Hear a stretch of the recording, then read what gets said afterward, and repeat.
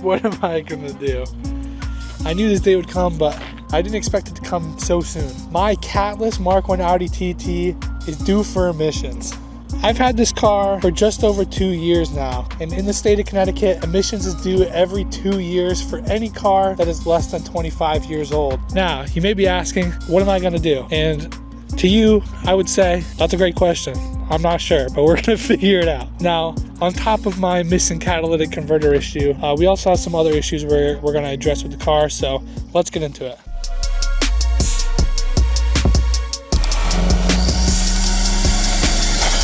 Now, I've done a lot of research into the law surrounding emissions testing in the state of Connecticut, and I actually think that we have a good shot of passing this test. So there's no way around it. One thing I am going to need is a catalytic converter. While looking online, I found a really good deal on a 3-inch California carb legal catalytic converter from MagnaFlow. Now, what my plan is I'm just gonna throw that on, just gonna send it. To avoid spending the whole weekend on my back in the driveway, we're gonna head to my grandfather's shop and take advantage of one of his lifts. To pass emissions, I installed a carb certified MagnaFlow 3-inch catalytic converter onto my aftermarket downpipe. I did this using clamps.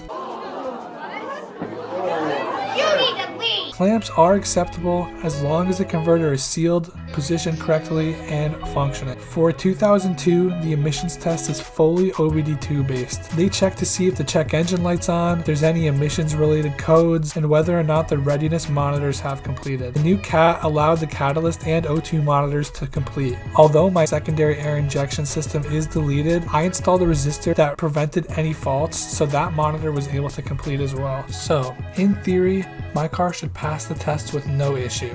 But most importantly, of course, how does it sound?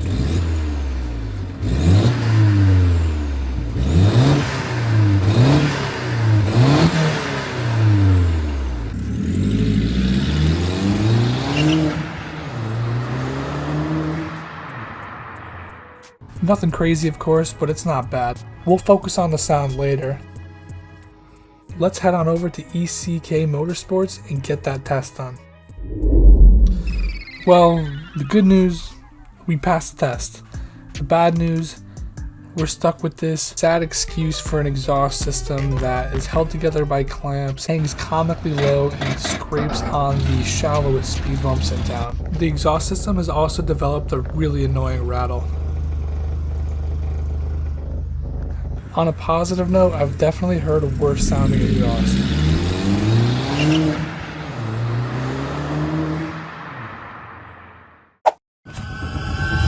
In my never-ending search for vacuum leaks on my car, I found that my boost reference nipple on my wastegate actuator was leaking. Found that one of the O-rings was just completely mangled. So I went to the local parts store, eyeballed some O-rings I thought may fit, got some thread sealer, and rebuilt it. After letting the thread sealer cure, it seemed to hold air just fine. I also noticed that one of the mounting bolts had just completely disappeared. So I got the spec of the bolt online, went to the parts store, picked it up. I had to cut it down myself, but I was able to get it to fit, and the wastegate is now mounted securely and is sealed properly. So I'm not sure what just happened. I was on a back road absolutely ripping it. Then all of a sudden I hear a pop, and then there's no power. The turbocharger sounds all weird.